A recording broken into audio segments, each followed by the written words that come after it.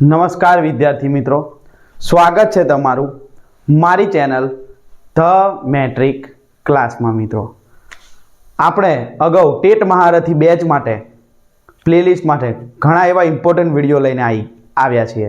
આજે મારા આ યુટ્યુબ પ્લેટફોર્મ થકી આપણે ટેટ 1 તથા ટેટ 2ની પરીક્ષામાં જે 10 માર્ક્સમાં ટોપિક પૂછાય છે એ ટોપિકમાંથી એક ટોપિક એવો અધ્યયન અને અધ્યયન અસર કરતા પરિબળો, એ ટોપિક આજે આપણે ભણવાના છીએ મિત્રો. તો શરૂઆત કરીએ અધ્યયન.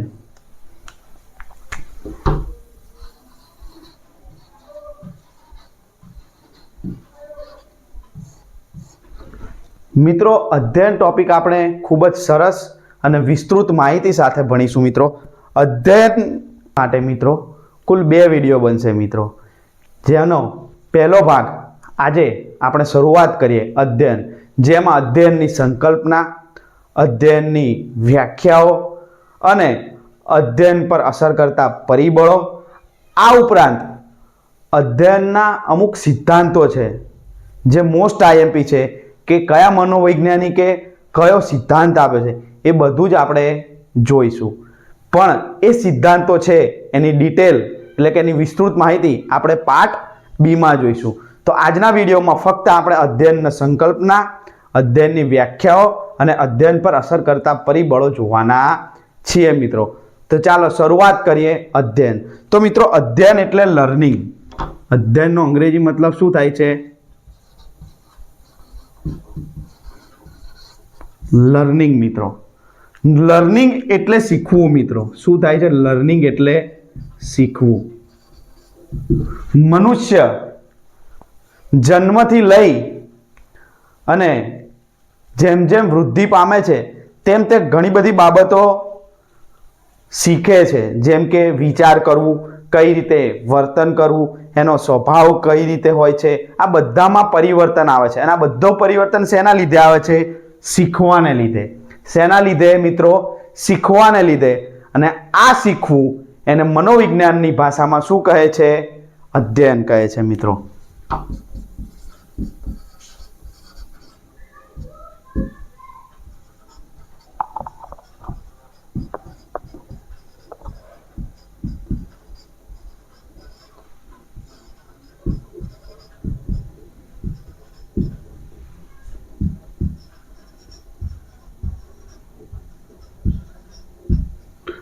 તો મિત્રો, ટૂંકમાં કહું તો અધ્યયન એટલે શીખવું.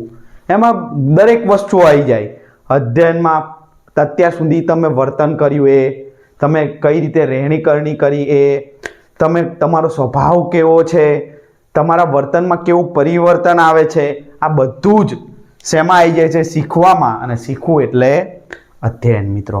હવે આ અધ્યયનની વ્યાખ્યા ઘણા બધા મનોવૈજ્ઞાનિકો આપી છે, જેમાં અમુક વ્યાખ્યાઓ આપણે જોવાની છે અને અમુક વ્યાખ્યાઓ તમને હું PDF સ્વરૂપે કમ્યુનિટીમાં મોકલી આપીશ મિત્રો.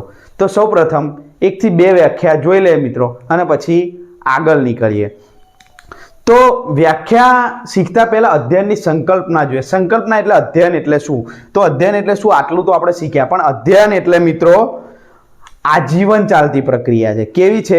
આજીવન ચાલતી પ્રક્રિયા.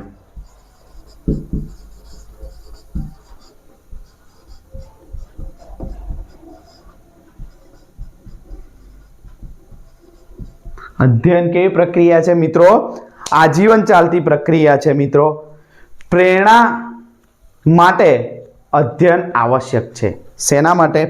કાલે ગયો વિડીયો આપણે પ્રેરણાનો ભણ્યા મિત્રો. તો પ્રેરણા કરવી હોય તેના માટે અધ્યયન ખૂબ જ જરૂરી છે.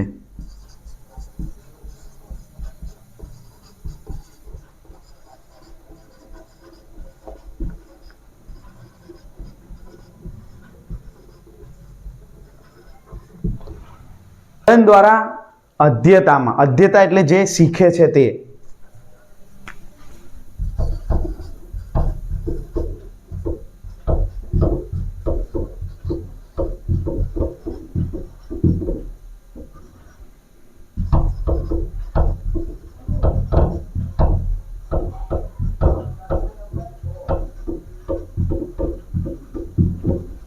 મિત્રો અધ્યતા એટલે શીખનાર અને અધ્યાપક એટલે શીખવાડનાર. તમે બીએડ કર્યું હશે તો બીએડમાં અધ્યાપક આવતા હતા, તો એ કોણ છે? આપણા શીખવાડનાર ગુરુ, આપણા જે આપણને કોઈ પણ વસ્તુ શીખવાડે છે તેને શું કહેવાય?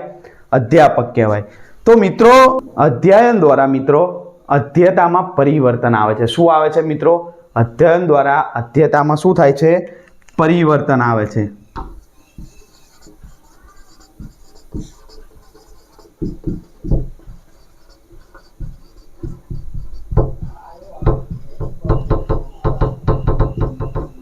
તો મિત્રો અધ્યયન એટલે એવું પણ કહી શકાય કે પરિવર્તન.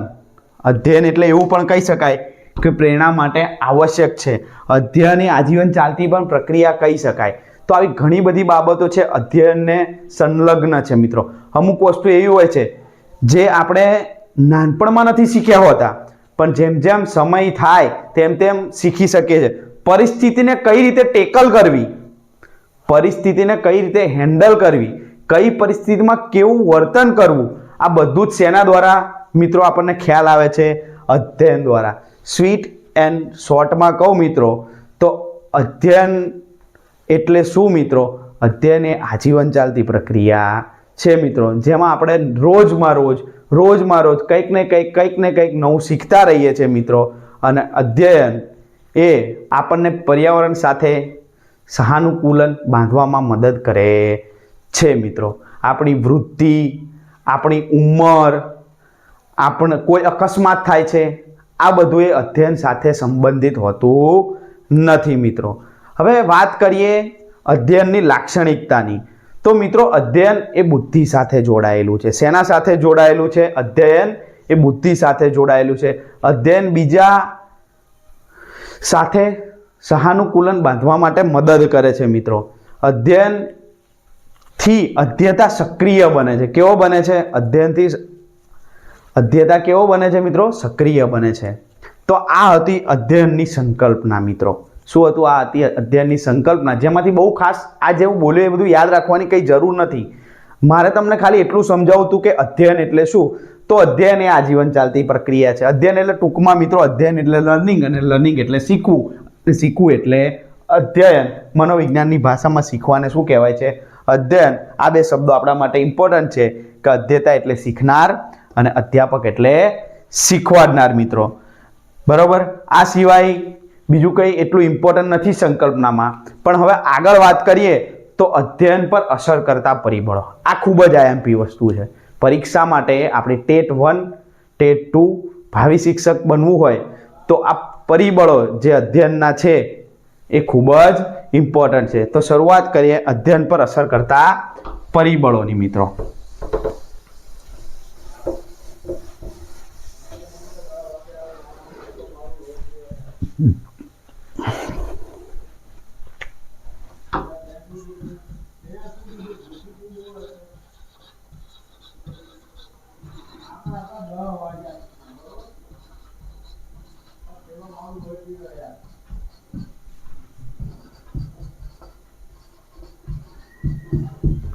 તો મિત્રો અધ્યયન પર અસર કરતા પરિબળો કેવા છે? તો પહેલું એમાં છે અધ્યતા સંબંધિત પરિબળો. કેવા?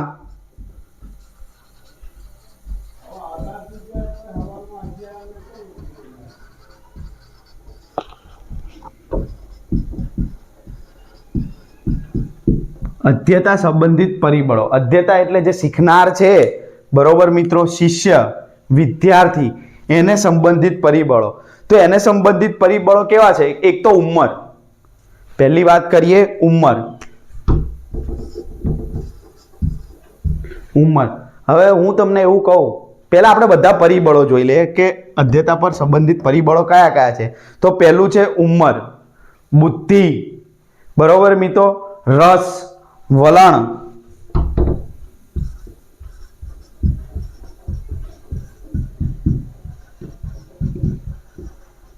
બીજા ઘણા બધા મિત્રો આવે છે, જેવા કે વિદ્યાર્થીનું પૂર્વ જ્ઞાન, બરોબર, પછી પ્રેરણા,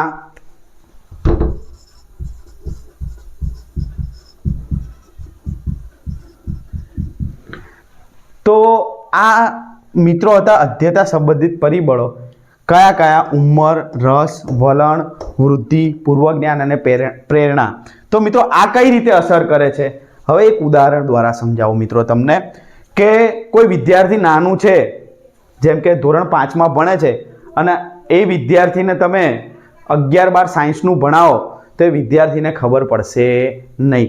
એ જેટલી એજનું છે, એ જે ઉંમર ધરાવે છે એટલું જ એ કેચઅપ કરી શકશે, એટલું જ એને આવડશે, એટલું જ આપણે એને શીખવાડી શકશું. એટલા માટે ઉંમર એક અધ્યયન પર અસર કરતું પરિબળ છે મિત્રો. આગળ બીજા પરિબળની વાત કરીએ તો અધ્યાપક સંબંધિત પરિબળો. બીજું છે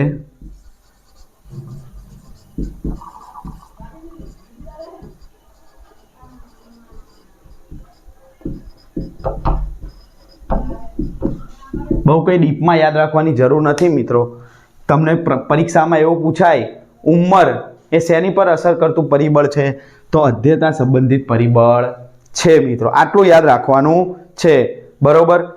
તો આમાં અધ્યાપક સંબંધિત પરિબળો એટલે શીખવાડનાર કેવો છે એના પર ડિપેન્ડ છે મિત્રો. એમાં માનસિક સ્વાસ્થ્ય આવશે, બરોબર, બૌદ્ધિક ક્ષમતા આવશે, કૌશલ્ય આવશે.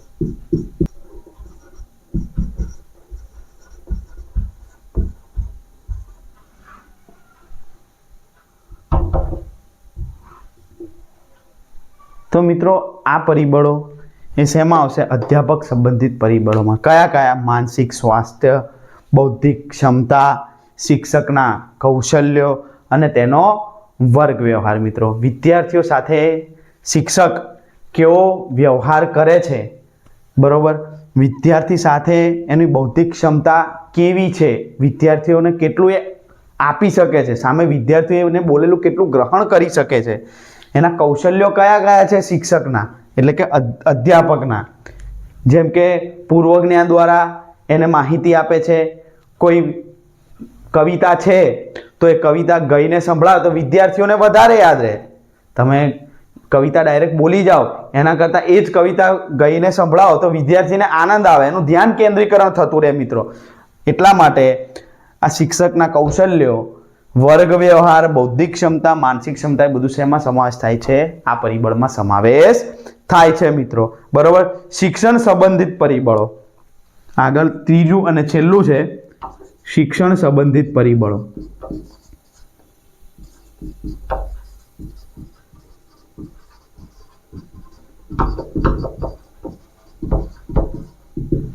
તો મિત્રો શિક્ષક સંબંધિત પરિબળો એટલે શું?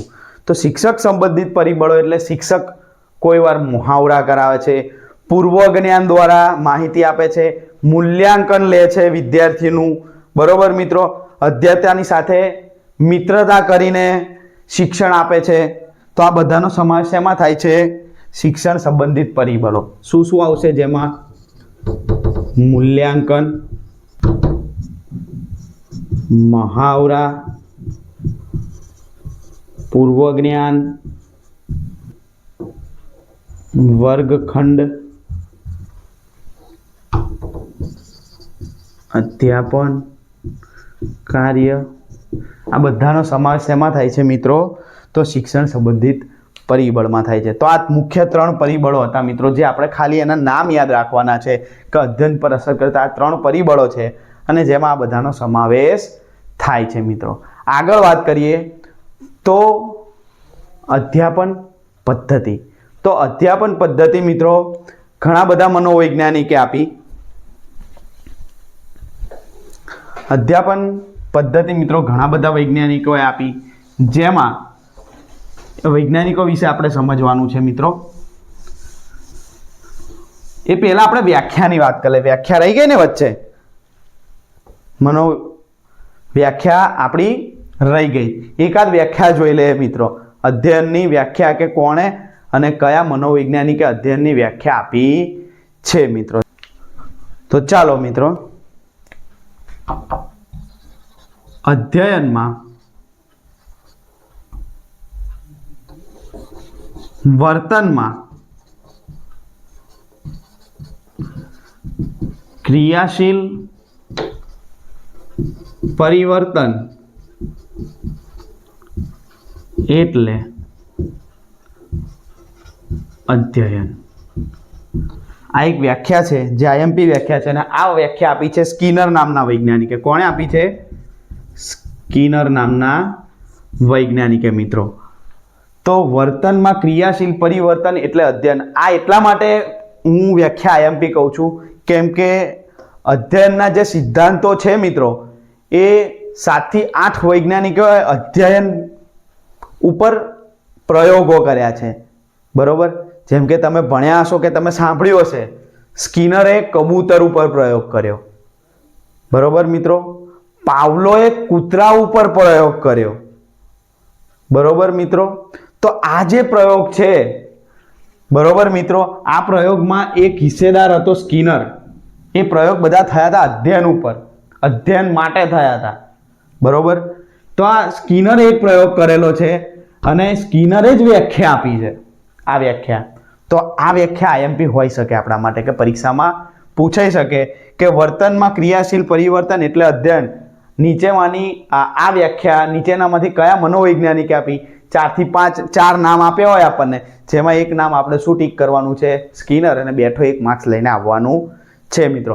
આવી જ વ્યાખ્યાઓ છે જેની પીડીએફ આખી હું તમને મોકલીશ મિત્રો. બરોબર, પણ ક્યાં? કમ્યુનિટીમાં. અને કમ્યુનિટીની લિંક તમને ક્યાં મળી રહેશે? મારા બાયોમાં, યુટ્યુબના બાયોમાં. અને યુટ્યુબના બાયોમાં પણ એનાથી જોઈન ના થઈ શકતા હોય મિત્રો. ઘણા બધા મિત્રોની કમેન્ટ આવી છે કે યુટ્યુબમાં જે તમે કમ્યુનિટીની લિંક મૂકી છે એમાંથી જોઈન્ટ થવાતું નથી. તો ઇન્સ્ટાગ્રામ મારું છે, ઇન્સ્ટાગ્રામમાં મેં સ્કેનર મૂકેલું છે, સ્કેનર.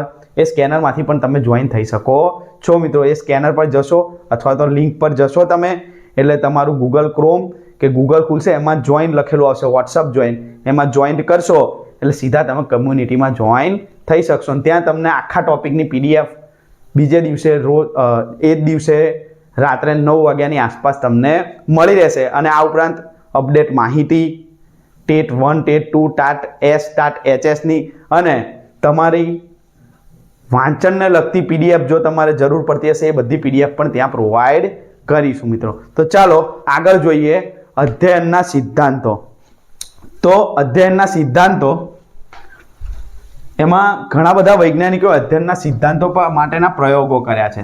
તો આપણે ખાલી આજના વિડીયોમાં એ નામ જોવાના છે અને પછીના વિડીયોમાં એ પ્રયોગ કેવી રીતે કર્યા અને પ્રયોગમાંથી કેવા આઈએમપી પ્રશ્નો આવે છે એ જોઈએ મિત્રો. તો શરૂઆત કરીએ પહેલા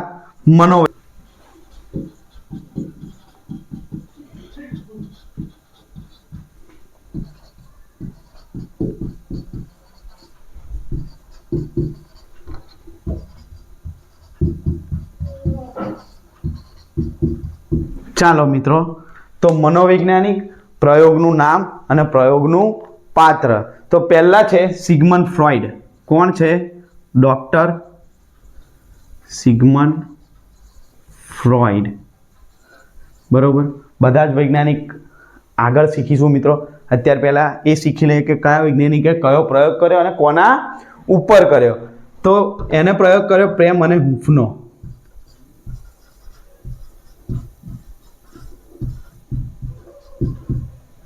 શેનો પ્રયોગ કર્યો મિત્રો? પ્રેમ અને હૂંફનો પ્રયોગ કર્યો મિત્રો. કોના પર પ્રયોગ કર્યો? તો વાનરના બચ્ચા પર.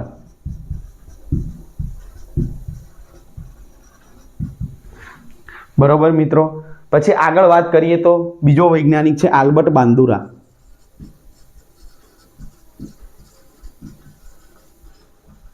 બરોબર મિત્રો, આ જે તમારો સિગમન્ડ ફ્રોઈડ હતો એ ઓસ્ટ્રેલિયાનો હતો.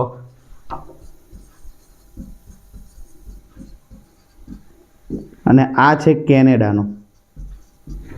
બરોબર મિત્રો, સિગમન્ડ ફ્રોઈડ ઓસ્ટ્રેલિયાનો હતો અને આલ્બર્ટ બાંદુરા હતો આ નંબર 1, આ નંબર 2. આલ્બર્ટ બાંદુરા હતો કેનેડાનો મિત્રો. એને પ્રયોગ કર્યો છે અવલોકન અધ્યયન. બરોબર, અથવા તો સામાજિક અધ્યયન. શું કહેવાય છે? અવલોકન અધ્યયન અથવા તો સામાજિક અધ્યયન. કોના ઉપર મિત્રો પ્રયોગ કર્યો? તો મિત્રો એને કર્યો ઢીંગલી ઉપર. શેના ઉપર? ઢીંગલી ઉપર. ઢીંગલી શેની? રમકડાની. રમકડાની ઢીંગલી ઉપર એને પ્રયોગ કર્યો. આગળ છે મિત્રો થોર્નડાઈક.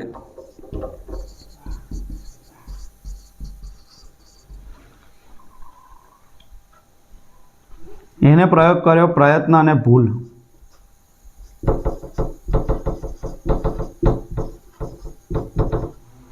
શેનો પ્રયોગ કર્યો મિત્રો? પ્રયત્ન અને ભૂલ. બિલાડી ઉપર પ્રયોગ કર્યો. શેના ઉપર પ્રયોગ કર્યો મિત્રો? બિલાડી ઉપર. બરોબર મિત્રો. આ મિત્રો હતો અમેરિકાનો. ક્યાંનો હતો? અમેરિકાનો. શું કર્યું હતું મિત્રો? એ વસ્તુ હું તમને નેક્સ્ટ વિડીયોમાં સમજાવીશ કે થોર્નડાઈક હતો જેને અધ્યયન સમજવા માટે બરોબર એક બિલાડીને શું કર્યું કે પાંજરામાં પૂરી દીધી. શું કર્યું મિત્રો? પાંજરામાં પૂરી દીધી અને એની કડી રાખી. એ કડી ખુલી શકે તેવી. બરોબર. એકવાર તેને ખોલીને બહાર કાઢી બિલાડીને એટલે બિલાડીએ જોયું. બીજી વાર ખોલીને બહાર કાઢી એટલે બિલાડીએ જોયું. પછી બિલાડીએ ઘણા બધા પ્રયત્નો કર્યા. એ પાંજરામાંથી દરવાજો ખોલીને બહાર નીકળવાનો, એ કડી ખોલીને. પણ એ બિલાડી કયા પ્રયત્ને બહાર નીકળી એ મેન ઇમ્પોર્ટન્ટ છે કે આ પ્રયત્ન 24મા પ્રયત્ન એ બહાર નીકળી. કયા પ્રયત્ન? 24મા પ્રયત્ન એ બિલાડી ક્યાં નીકળી? બહાર. પોતાની જાતે નીકળી શકી મિત્રો. તો આવા પ્રયોગ આ વૈજ્ઞાનિકોએ કર્યા છે મિત્રો. અને જેને આપણે સમજવાનું છે મિત્રો કે કેવા પ્રયોગ છે ને એમાં શું ઇમ્પોર્ટન્ટ છે. નેક્સ્ટ વિડીયોમાં આવશે મિત્રો. આગળ વાત કરીએ કોહલરે આંતરસૂઝનો પ્રયોગ આપ્યો. શું આપ્યો? કોહલરે આંતરસૂઝ. બરોબર. શેના પર મિત્રો પ્રયોગ કર્યો કોહલરે? તો કોહલરે ચિમ્પાન્ઝી ઉપર કર્યો. શેના પર કર્યો? ચિમ્પાન્ઝી ઉપર કર્યો મિત્રો. કયો પ્રયોગ હતો એ નેક્સ્ટ વિડીયોમાં આપણે જોઈશું મિત્રો. આ ઉપરાંત બીજા ઘણા બધા છે 7-8 મનોવૈજ્ઞાનિકના પ્રયોગો જે આ વિડીયોમાં પૂરા થઈ શકે એવા નથી. આગળ છે પાવલો. તો પાવલોએ કૂતરા પર પ્રયોગ કર્યો. આ નામ તો તમે સાંભળેલું જ હશે. પાવલોએ શેના પર પ્રયોગ કર્યો મિત્રો? કૂતરા પર પ્રયોગ કર્યો, જેને શાસ્ત્રીય અભિસંધાનનો નિયમ કહેવાય છે મિત્રો. કે પાવલોએ કૂતરાને જડબું કાપી એની અંદર એક મશીન ફિટ કર્યું. બરોબર. રોટલી આપવા જાય એટલે એમાંથી લાળ પડતી હતી, પૂંછડી પટપટતી હતી. આ બધી જ વસ્તુ તમને નેક્સ્ટ વિડીયોમાં ડિટેલમાં કહીશું. આ ઉપરાંત બીજો એક વૈજ્ઞાનિક છે સ્કિનર. હમણાં જે વ્યાખ્યા આપી એ સ્કિનરે કે કારક અભિસંધાનનો પ્રયોગ આપ્યો. બરોબર મિત્રો. અને સ્કિનરે આ કારક અભિસંધાનનો પ્રયોગ કોના ઉપર કર્યો હતો? તો કબૂતર ઉપર કર્યો હતો અને ઉંદર ઉપર. બે વસ્તુ આવે છે, કબૂતર અને ઉંદર મિત્રો. તો આ હતું તમારું અધ્યયનનો પહેલો ભાગ.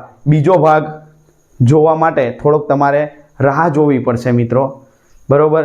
બીજો ભાગ જલ્દી જ આપણે લઈને આવીશું, જેમાં બધા જ મનોવૈજ્ઞાનિકે શું પ્રયોગ કોના ઉપર કર્યા, કેમના કર્યા, પ્રયોગમાં શું હતું, દરેક વસ્તુ ડિટેલમાં આપણે સમજીશું.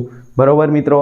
તો આની PDF તમને મળી રહેશે સાંજ સુધીમાં મિત્રો. તો હજુ સુધી કમ્યુનિટીમાં નથી જોડાયા તો જોડાઈ જાઓ. ઇન્સ્ટામાં પણ ફોલો કરી દો મિત્રો. અને તમારા મિત્રો સુધી જે ભાવિ શિક્ષક બનવાનું સપનું જોઈ રહ્યા છે તેમના સુધી આ વિડીયોની લિંક શેર કરી દો મિત્રો. મળીએ મારા નવા વિડીયોમાં.